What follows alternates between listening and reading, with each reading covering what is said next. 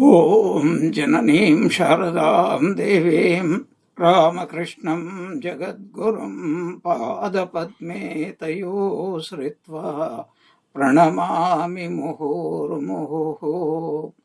ಓಂ ಭದ್ರಂ ಕರ್ಣೇಭಿಃ ಶೃಣುಯಾಮ ದೇವಾಃ ಭದ್ರಂ ಪಶ್ಯೇಮಾಕ್ಷಭಿರ್ಯಜತ್ರಾಃ ಸ್ಥಿರೈರಂಗೈಸ್ತುಷ್ಟುವಾಗುಂಸಸ್ತನೂಭಿಃ ಯಶೇಮ ದೇವಹಿತಂ ಯದಾಯುಃ. ಸ್ವಸ್ತಿ ನ ಇಂದ್ರೋ ವೃದ್ಧಶ್ರವಾಃ ಸ್ವಸ್ತಿ ನಃ ಪೂಷಾ ವಿಶ್ವವೇದಾಃ ಸ್ವಸ್ತಿ ನಸ್ತಾರ್ಕ್ಷ್ಯೋ ಅರಿಷ್ಟನೇಮಿಃ ಸ್ವಸ್ತಿ no ಬೃಹಸ್ಪತಿರ್ದಧಾತು. Om Shanti Shanti Shanti. Hari Om. Om. O gods, may we always hear with our ears what is auspicious. O worshipful ones, may we with our eyes always see what is auspicious. May we live our allotted life hale and hearty, offering our worship unto thee. May Indra of ancient fame bestow auspiciousness on all of us. May the all-nourishing portion be propitious to all of us. May Garuda, the destroyer of all evil, be well disposed towards all of us. May Brihaspati ensure all our welfare. Om. Peace, peace, peace be unto all. We are studying the Paramahamsa Upanishad. Narada approached Brahma himself, who is the Brahmavidya Sampradaya Karta, the person who started the Brahmavidya tradition, and then asked him, how can I know my own true self? Or explain to me how a Paramahamsa yogi, one can become a Paramahamsa, and for that yoga needs to be practiced. And yoga means, yoga proceeds in 3 stages. First stage is Chitta Shuddhi. That is to say, get rid of all the evil qualities, unspiritual qualities, unhelpful qualities. Second, acquire all spiritual qualities. Only having them, one can progress in spiritual life. And lastly, Shravana, Manana, Nididhyasana, complete self-surrender through following the teachings of the Guru, deep thinking, etc. And we have seen a description of the Paramahamsa yogi in the first mantra, and then Brahma says that whatever I have described now is quite important. No doubt, such a Paramahamsa is very rare, and what I described can also be attained by ordinary people. But there is something even more important. All external insignia are there to help us. As Holy Mother puts it so beautifully, if a dog is having a collar, and then if it is roaming about in the streets, police will not catch, dog catchers will not catch, because the collar indicates that the dog belongs to somebody. Similarly, when a person is trying to lead a spiritual life, the worldly people not only should not disturb such a person, but positively help him by showing him respect, by reminding him of what he is trying to achieve, and also by providing for his minimal needs. So for that, he has to be distinguished from others.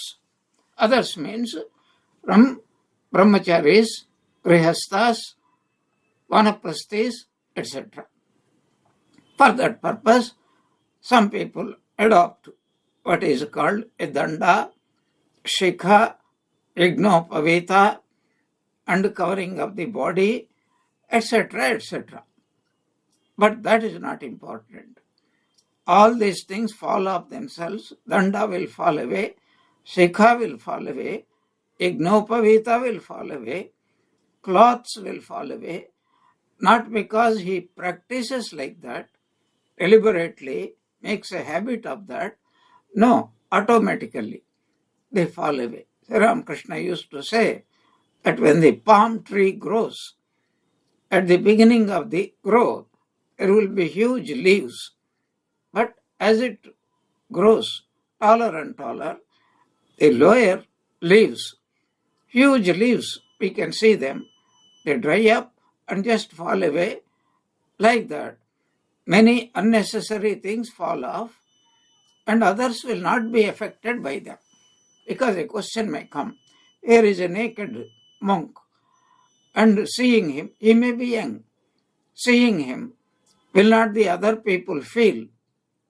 No, they are not reminded we are either men, male or female, because just as when we see a small child, a baby, with or without clothes, nobody is reminded, I am a male, I am a female.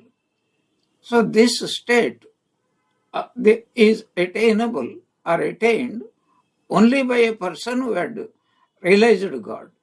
It is a most natural thing that I have nothing to do with the body and mind. Even a baby also, because of pure ignorance, he has not yet developed. Otherwise, he cannot run and jump and embrace his own mother. But the same child, when he grows up, he becomes aware, I am a male, and he cannot jump into the mother's lap.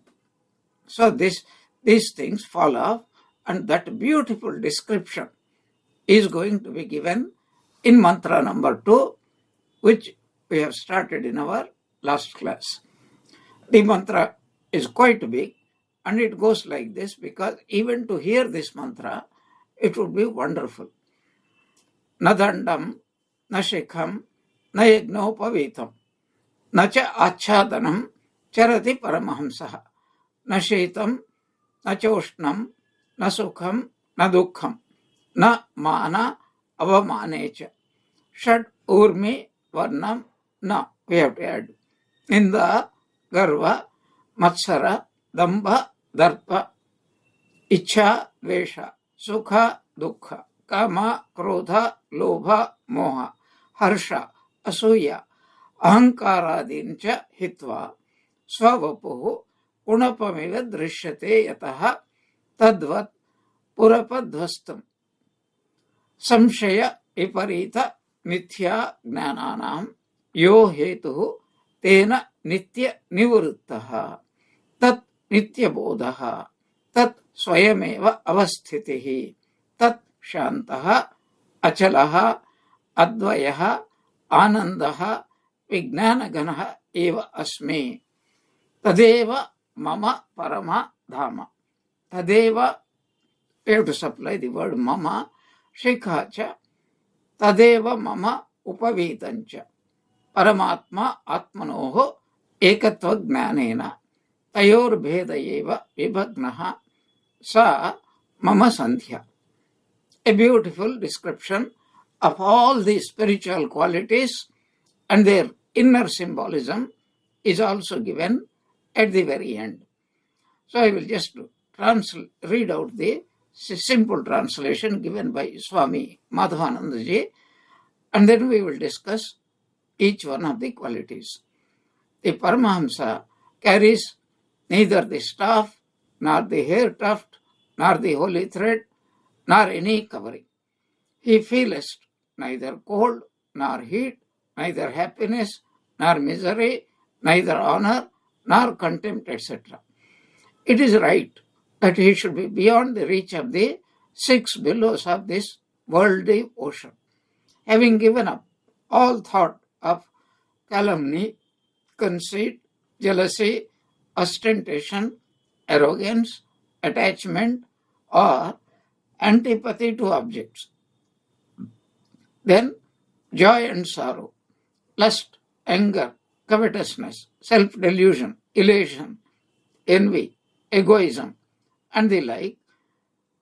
He regards his body purely as a corpse, as he has thoroughly destroyed the idea that I am the body.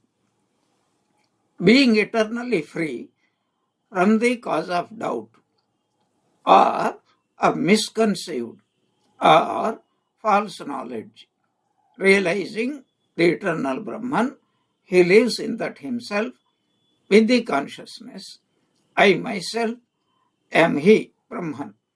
I am that Brahman whose nature is calm, immutable, undivided. I am of the essence of knowledge bliss. That alone is my real nature. That knowledge alone is the shikha, the tuft of the hair of a Paramahamsa. That jnana alone is his holy thread. Through the knowledge of the unity of the Jivatma with the Paramatma, the distinction between them, Jivatma and Paramatma, is completely destroyed. And this Jivatma Paramatma unification alone is his Sandhya ceremony. This is the plain translation. So now we will go into the individual descriptions. So earlier we have seen Danda, Shikha, Yagnopavita, and Achadana. So what are the Danda? So there are people who carry either one staff or three staffs, Ekadanda, called Ekadandi, Dvidandi, Tridandi. There is a symbolism. Ekadandi means one staff. What does it symbolize? There are no two. I and God, Jivatma and Paramatma are exactly one and the same. And then what about Dvidandis? It signifies I am trying. I have given up the idea that I was subject to birth and death. I have become a Dvija. Dvija means I am a spiritual being. I am the Amrutasya Putra. What about Tridandi? Beautiful example is given. In fact, this applies to even upper class people when they take the sacred thread, Yagnopavita. In Bengali it is called Poita. Then they are supposed to wear a special type of thread, and that thread should be consisting of three threads or multiplication of the three threads. What is the symbolism? So a beautiful explanation is given. Three danda. Here three danda. There three strands of the Yagnopavita. What does it mean? The first is called Manodanda. Second is called Vagdanda. And the first is called Dehadanda. What does it mean? I control my body. I control my speech. I control my thoughts. These are the symbolism. From now onwards, until now, I am behaving like an animal. That is what is beautifully described in the what is called wise sayings. Ahara nidra bhayamaithunancha samanametat pashubir narana. Is absolutely no difference. When human beings are eating in an air-conditioned room, what is called the best sweets, the best type of food material are wearing. But there is no difference between animals and this person, human being. Why is there no difference? Because food is common. And that's why Swami Vivekananda, he gives a marvelous, very imaginary description. No man can enjoy food like a wolf. So far as I know, there is only one person who could enjoy that kind of thing. He was called Bhimasena. Why? Because he is called Vrikodaraha. His stomach is like a stomach of a wolf. Wolf can digest even better than wolf. I don't know about the wolf. It can digest bones, flesh, raw, rotten, fresh, anything. But there is another animal called hyena. And this hyena, it just crunches the bones and its powerful digestive juices, that is hydrochloric acid, and it can melt all the bones. And do the bones contain food material? Yes, very great food material will be there. In fact, we are able to walk only because of the bones, etc. And when they are damaged, can't lift our hand, we can't walk, even lying down becomes very bad, especially the backbone. So, here is what is called a person who perfectly disidentifies himself. So, when ahara, food, nidra, sleep, we are all slaves of sleep. Bhaya, even rich people have tremendous fear. Sarvam bhayanvitam rinam vairagyamevacha abhayam. Who says, Bhartruhari, he says, oh, if you are healthy, there is a fear of disease. If you are coming from a very respectable caste, there is a fear that you might be thrown out of the caste. If you have got what is called prosperity, there is a fear of losing. If you are beautiful, there is a fear of becoming ugly. Any accident can bring about. Any disease can bring about. And if you are young person, definitely you are going to be old person. So, sarvam bhuvi bhayanvitam. Everything in this world is in danger of becoming lost. Vairagyameva. But if a person is vairagya, he then has nothing to fear, because vairagya is another name for fearlessness. This is a marvelous idea we have to think. And we want to be fearless. Really speaking, we would like to be fearless. Very few people, even the most fearful people, are very much frightened of some other persons. Okay. So, bhaya. Then maithuna. Everybody falls for this, the rule of the nature, the instinct of natural instinct. It is called sexual attraction, sexual slavery. But this is the common between animals and any human being behaving like that. Then what is the speciality? There is something very special. Viveka, that is, man can stand outside himself, look at himself, objectify himself, analyze himself, find out what qualities, good or evil, the person has got, and gradually, through sadhana, he can become a man of divine nature. So that is the speciality. Animals, as we know, their body is limited, mind is limited, understanding is limited, memory is limited, hope is limited, ideal is limited, so far as we know. Exceptions are there, of course. What exceptions are we talking about?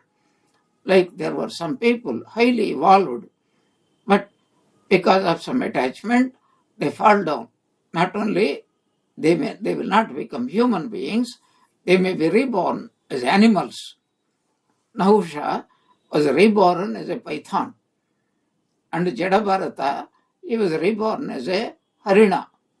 Like that, so many stories are there. And in the life of Ramana Maharshi, we get so many stories, highly evolved souls taking animal births used to come.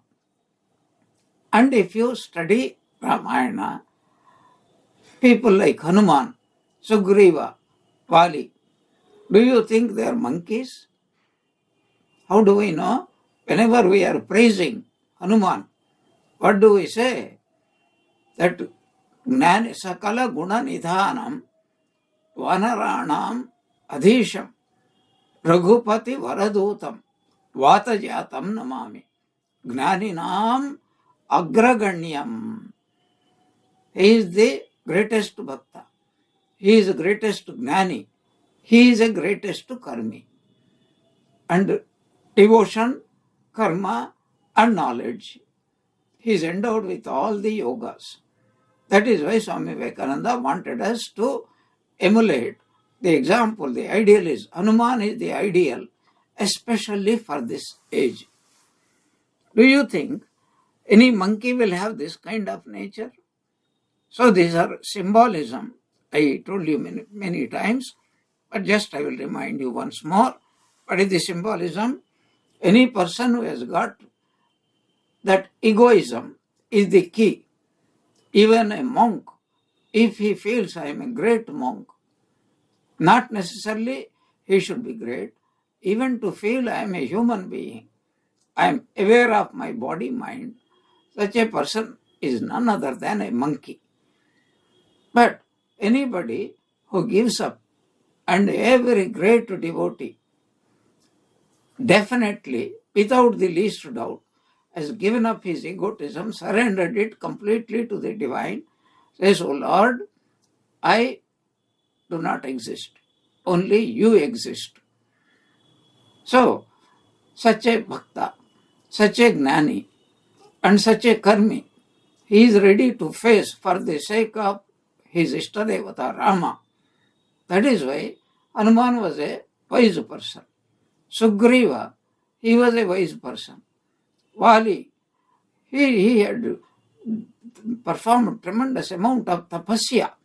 As a result, he got that whoever stands in front of him, 50% of that person's strength will immediately come out of and then becomes Valis. That is why Rama knew this boon. That is why he was forced to hide in a bush and from a side kill Vali. If Rama had stood, what would have happened? Half of Rama's strength would have gone to Vali, and Vali himself was so strong. This fellow Ravanasura, who became the dead enemy of Rama later on, much later on, he thought, what is this monkey? I am going to just subdue him. At that time, the story goes, Vali was performing every day Sandhya Vandana. So he went to the sea. Every day it was his habit to go to the four dhamas and prostrate before God and then go back. How many of our devotees do that really? So this Ravanasura came thinking that one blow from my gada, this fellow will be subdued. Somehow Vali sensed, and then he just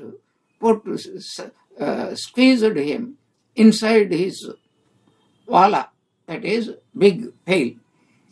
And then he did, without blinking an eye, he went round and round all the tirthas, and incidentally he was also dipping Ravanasura in that when he was dipping. And then when he came back to his own place, then Ravanasura understood his power, bowed down, and then he went away. So like China and Pakistan, they formed a friendship. Vali was a very strong person. But at the same time, he did not have that wisdom. So he had done something morally wrong. That is why Rama wanted to liberate him, such a great person. He was a great devotee of Lord Shiva. And in our Puranas, whoever becomes the devotee of Shiva is considered, that devotee should consider Vishnu as his deadliest enemy. So this is what we get all the time. What are we talking about? Human beings alone seem to be endowed with, unless there were people who are evolved very high, but because of this egotism, they fell down and they fell below the human level, and sometimes they assume the form of animals. They are not in the normal sense of evolutionary process, but it is a temporary condition just to get, so that they can get rid of the egotism. So there is no difference. But human being has got that viveka, quality of viveka. So whoever has got that self-control of the body, of the speech, of the mind, such a person will be very dear to the Divine Lord. And that is indicated in the form of the danda. Even this yagnopavita, exactly it means that I will speak truth, I will think only spiritual thoughts, and I will only do dharmic actions. And this is my vow. I will try to do that. From the time on that the person is given the yagnopavita, he has to try to do that. So that is just to remind him, not to just to scratch his back, which he cannot reach through the thread. So that is being given here. Nadandam and Nasikam. Some sannyasins, they put shikha, because in South India it is considered as just like a lightning rod. It is what is called a spiritual reception will be there through that shikha. No. Shikha indicates I am a brahmachari or I am a sannyasi. Similarly, yagnopavita. This is referring to upper classes who have got sacred thread. But not only that, whenever a person is trying to do yajna, then he has to wear this one, what is called a special type of thread. Even our devotees, when they are performing homa, they have to make a ring out of durva grass and put it on their ring finger and take a sankalpa that until I complete this homa karya, I am not going to give it up anyway. I will continue it even if obstructions arise. That is the meaning of it. So, na-yagnopavita. But what is danda?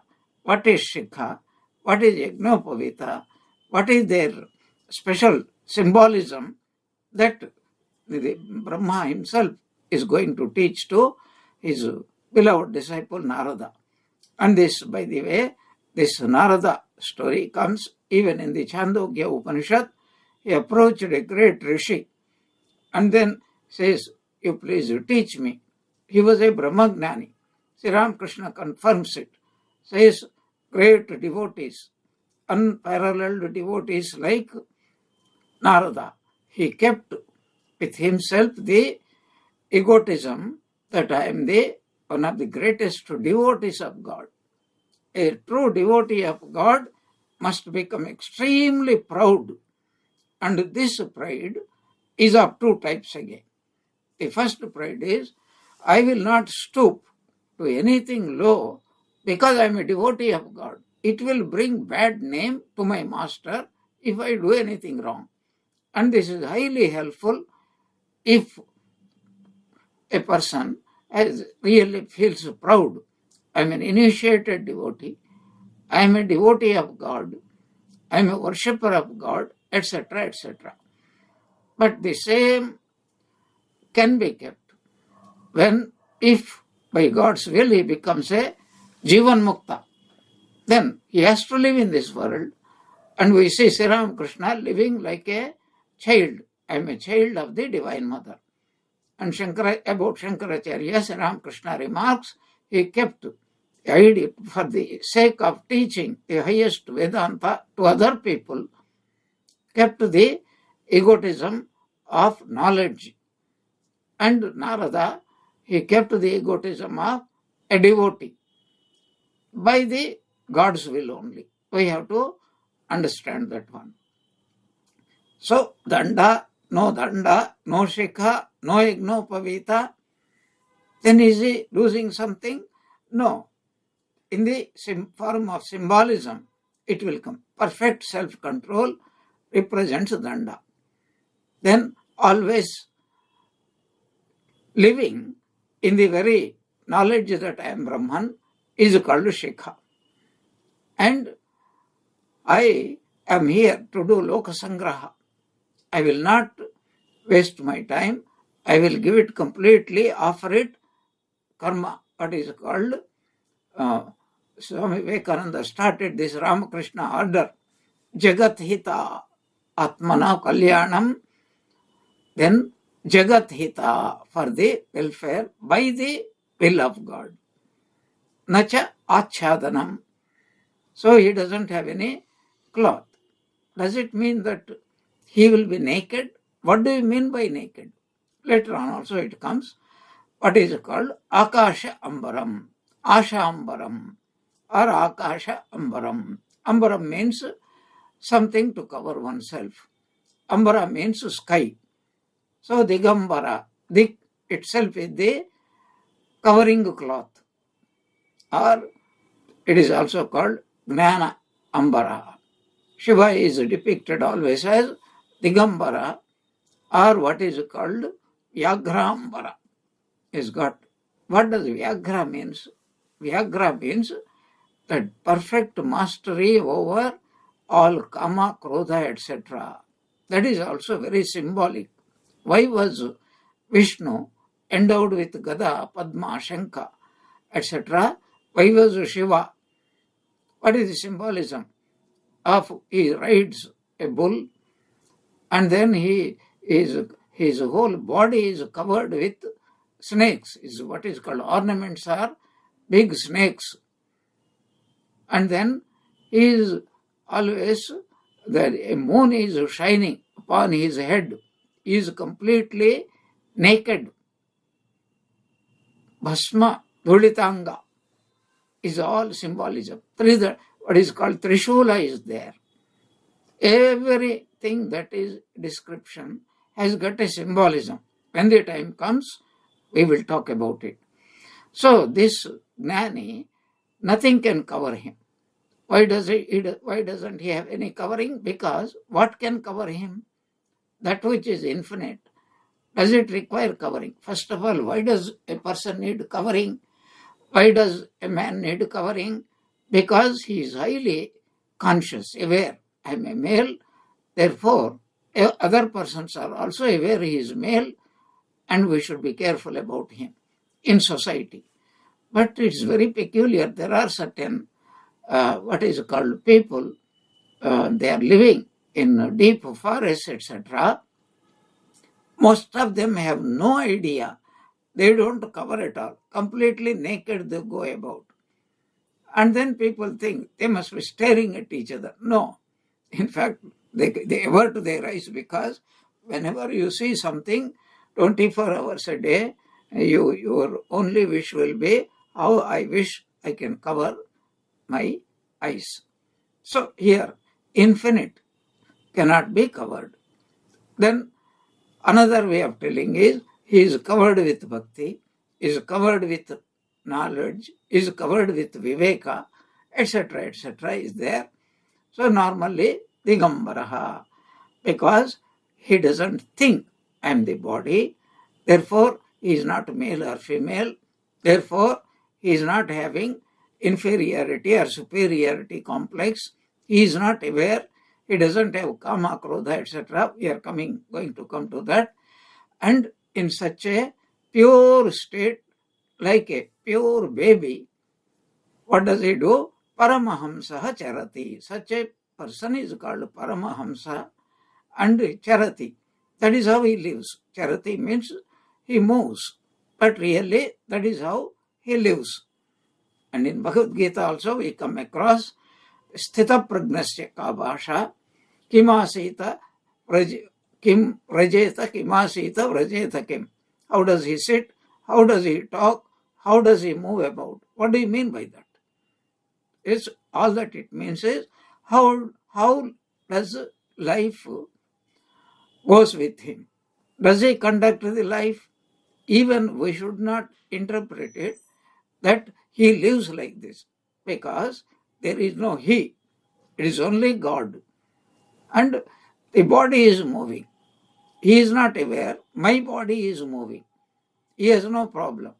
Can the body suffer? Yes, it can suffer. Can the Paramahamsa put on a first class Varanasi shawl, etc.? Definitely he can put on. In fact, Sri Ramakrishna had once two desires. He saw somewhere, somebody, some sannyasi perhaps, that putting on what is called very costly shawl and smoking from a hubble bubble which has got some golden covering. So Sri Ramakrishna immediately he informed Madhur Babu, and Madhur Babu provided him. So what did he do? For a few seconds, people didn't want to look at it. He was only drawing attention of all the passers-by. Look at me. Have you noticed my shawl? Oh, this is very costly. How costly, sir? 1,000 pounds. Nowadays, young people are all imitating Sri Ramakrishna. They acquire what is called BMW car. Look, I have got a BMW. It is called a prestige car. It is called an attracting car. So, Sri Ramakrishna was attracting, and then after a few minutes, oh mind, what is the purpose of a shawl? It is only to protect one. Even a rough blanket, that is pure, what is that? It is the pure hair of a goat or a sheep, and that will serve the purpose. And he threw it, he spat on it. He need not have gone to that extent, but his mood was like that. He was about to burn it. So fortunately, I think Ramlal Dada or Hriday came and snatched it away, and later on, I don't know where it has gone. Anyway, it is not available. Somebody must have possessed it. Doesn't matter. So, and then another time, hubble bubble. So he said, I sat to the left, I sat to the right, I bent down, I turned backward, I tried. Whatever way you eat Rasgulla, it will taste only the same. Whatever way you smoke, it will be exactly the same thing.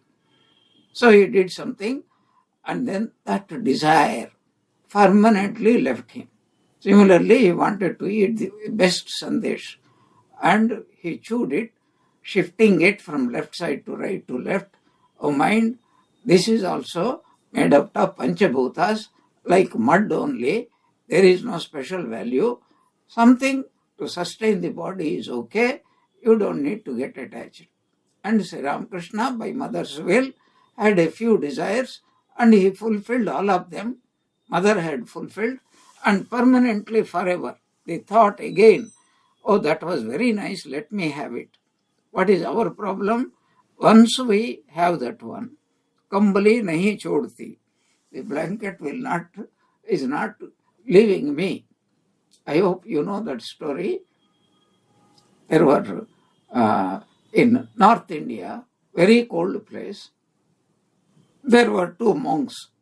One day, they were passing by the river Ganga. Suddenly, they thought they saw thick black blanket, and it was freezingly cold.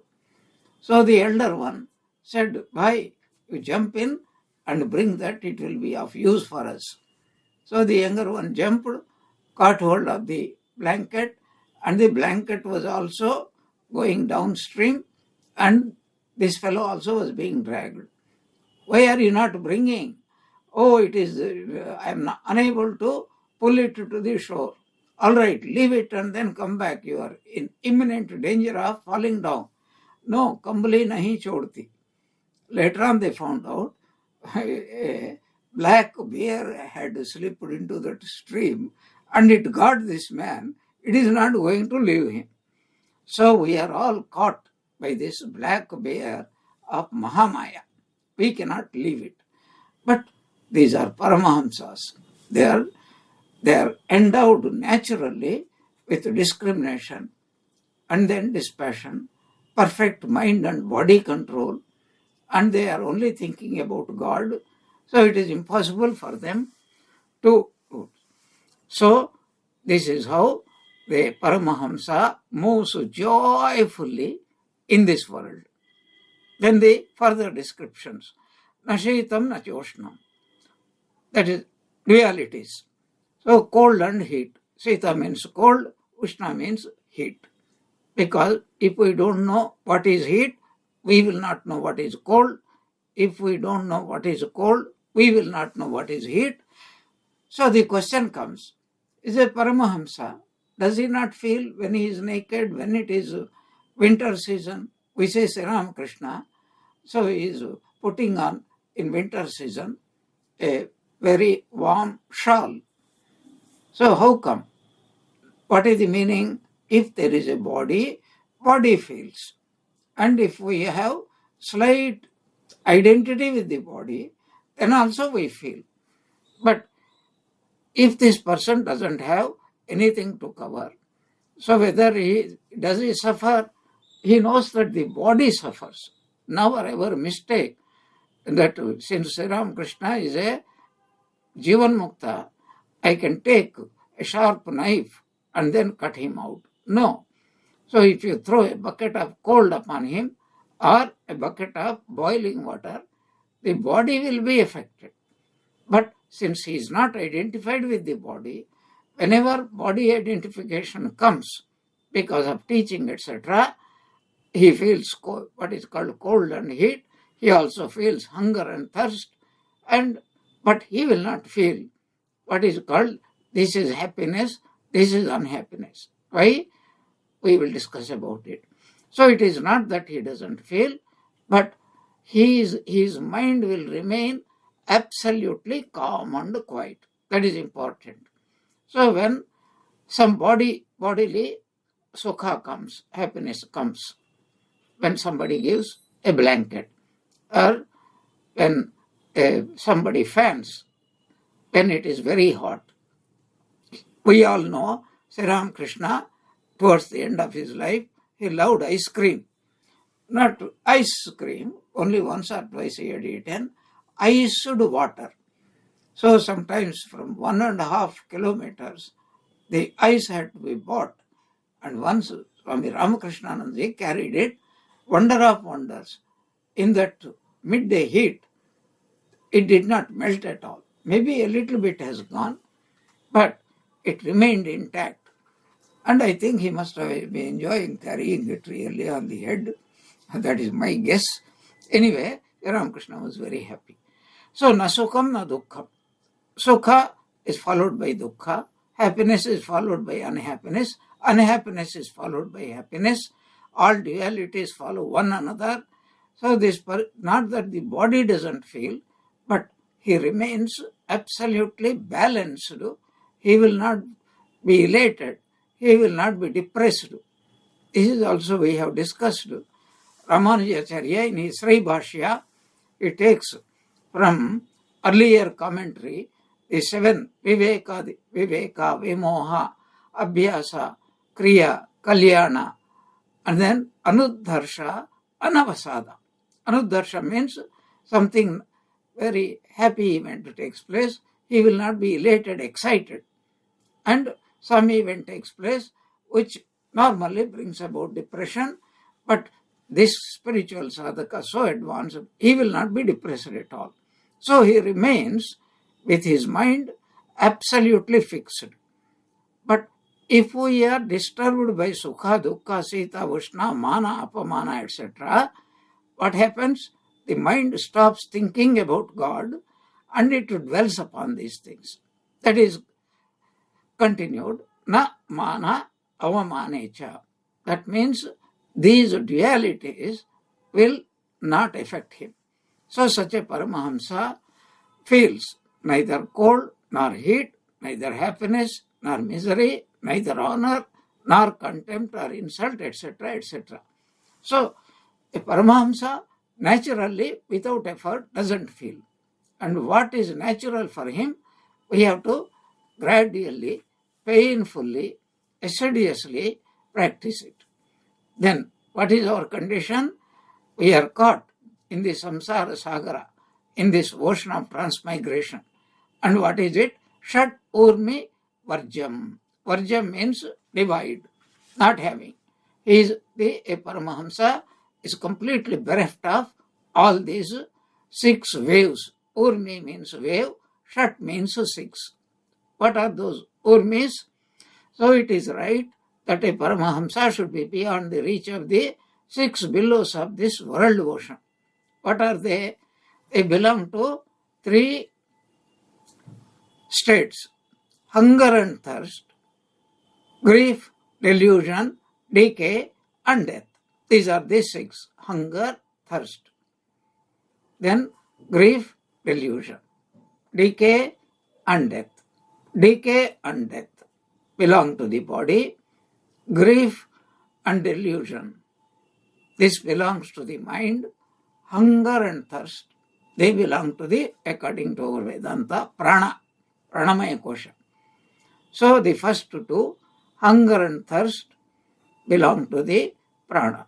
Grief and delusion belong to the mind. And decay, the body becomes old. That means we have to understand this birth, growth, old age, disease, then suffering and death. All those things we have to take. So the person doesn't identify with body or mind. Therefore, he is free from these 6-fold changes which affect all of us. Then certain qualities, so some negative qualities are enumerated here, catalogued here. Ninda. Ninda means, first of all, he will not find fault with anybody, as Holy Mother says. Secondly, he will not mind if other people criticize him. He will not mind at all, because he knows that it is only God who is talking to me in this forum. There was an incident when somebody came and reported to Sri Ramakrishna that some person was abusing him, criticizing him left and right. Sri Ramakrishna became very happy. What? That person is thinking of me.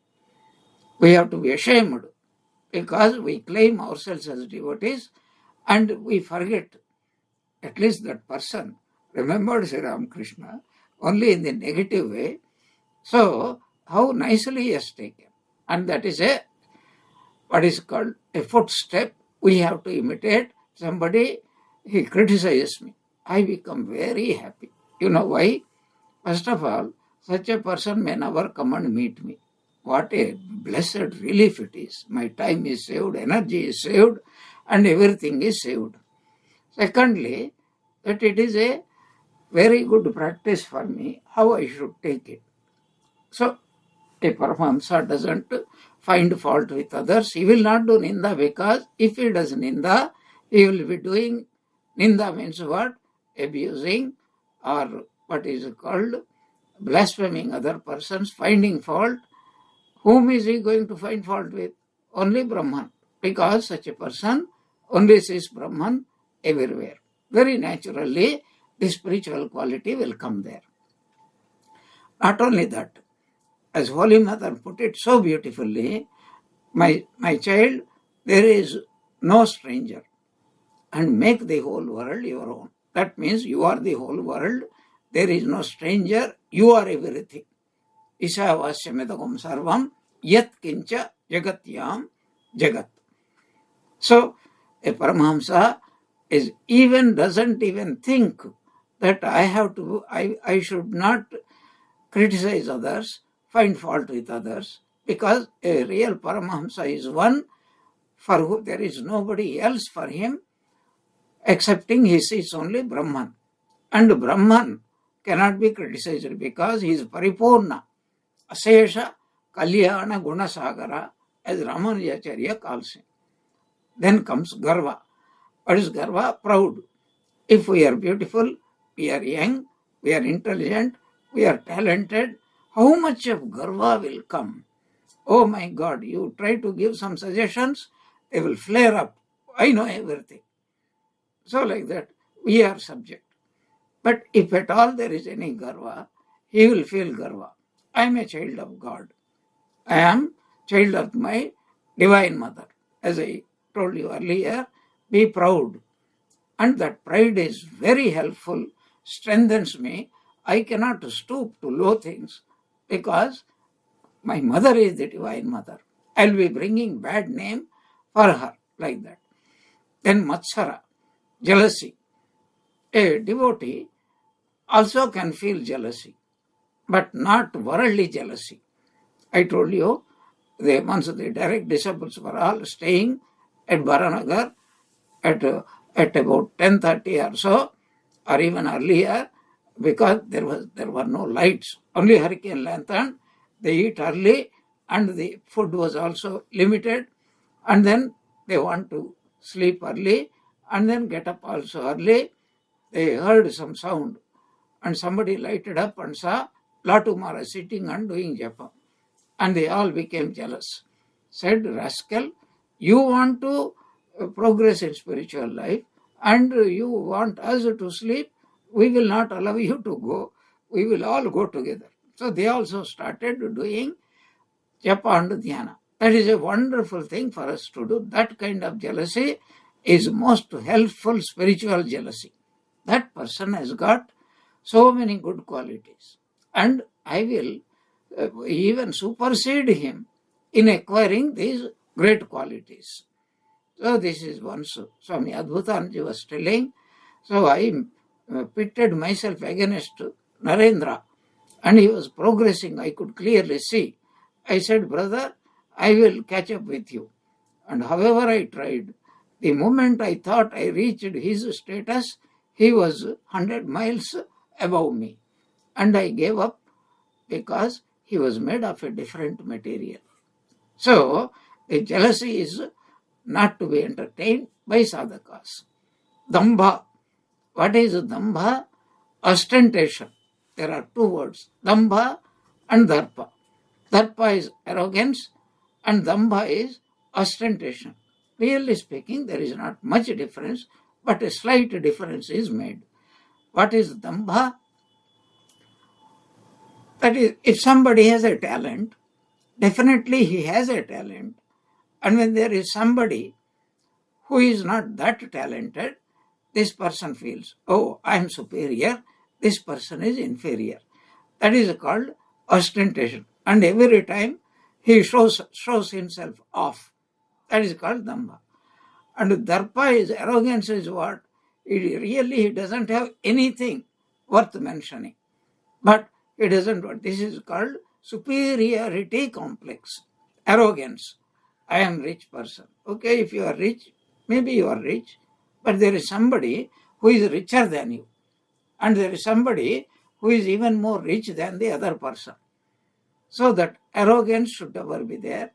And as I said, all these things can be also spiritually helpful. That if somebody says, I am a devotee of God, what do you think? And I want to be a great devotee of God. So I am arrogant. That is, I will not behave like worldly people because I am a devotee of God. That is very helpful. But otherwise it is degrading, downgrading. And then Ichchadvesha. We are all slaves. That we are attached and we like something and we hate something. Dislike and dislike. That is attachment and what is called dvesha. Complete abhorrence. We are subject to that our whole life. We are trying to run towards what we like, hoping that will give us happiness. And the other way, we are trying to keep away from. But all the time, whomsoever we hate, we are thinking only about them. So a Paramahamsa, very naturally, he doesn't have neither likes nor dislikes, because these two are possible only when there is a second object other than me. And when a person knows other than Brahman, there is nothing. If you have only one object, the question of likes or dislikes do not arise. But if you see that you have something and somebody else has the same thing, for example, a car, a house, etc., or dress, and that appears to be more appreciated by other people than mine, then this likes and dislikes, we are subject, we feel happy or unhappy. But when there is only same Brahman, everywhere he sees only Samana Brahman. Like it is said that a learned Brahmana, a cow, and an elephant, and a dog, and an eater of a dog, absolutely Samadarshanaha. He doesn't see any difference at all. So he is not subject to Ichcha and Dvesha. He dwells, abides within himself. Then what is the consequence of what is called attachment or desire and hatred? Sukha and Dukkha. What we like, whatever gives us happiness, we develop attachment. Whatever gives us unhappiness, we develop hatred towards it. Whether it is object, human beings, anything, including bodies and minds.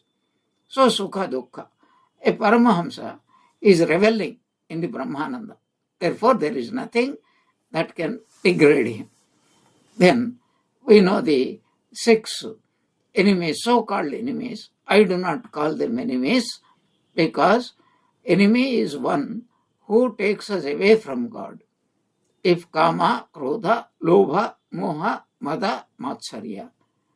If these 6, which are labeled unfortunately as enemies of humankind, and in most cases they are absolutely right, but if these same are direct or strengthened and multiplied and redirected towards God, like Hiranyakasipu, Hiranyaksha, Ravanasura and Kumbhakarna, Shishupala and Dantavaktra, they again become instrumental. How? Because they are directed only towards God. This is what Sri Ramakrishna, to quite a number of his disciples, he would say, increase your lust, and by proxy, increase your anger, increase your miserliness, and all the other so-called negative qualities, but direct them towards God. So you drink, even drink, don't stop drinking, but offer it to the Divine Mother, consider it as prasadam, and that very thing becomes the greatest antidote. So Kama, Krodha, Lobha, Moha, Mada, Matsarya, they are not mentioned in this way. Earlier it is mentioned. So all this, he will be free. That means he is free from what we call egotism. Because when there is egotism, what is egotism? That I am a human being, I have got a body, and I am male or female, I am young or old, I am beautiful or ugly, I am rich or poor, I am learned or an illiterate, etc., etc. Then only I wish I had like that. Anybody obstructs that object or that person or that event is hated by us, Krodha. And if we cannot enjoy, even if we have tremendous amount of this exquisiteness, I want to acquire, even though I cannot enjoy it. Delusion, I mistake the truth for untruth, untruth for truth. All this, a Paramahamsa is free, and a sadhaka has to assiduously practice these things. Harsha, then elation. When certain events take place which are favorable, we seem to be very elated. If we are elated, we will also be depressed. Asuya, envy. And earlier it is said that Matsarya, and here Asuya, envy. And all these are manifestations of Ahankara, then Hitva. Naturally they fall down. And how they are going to help us or make us fall down, we will discuss in our next class. Om Jananim Sharadam Devim Ramakrishnam Jagadgurum Padapatme Tayo Sritva Pranamami Muhurmuhu. May Sri Ramakrishna, Holy Mother, and Swami Vivekananda bless us all with bhakti. Jai Ramakrishna.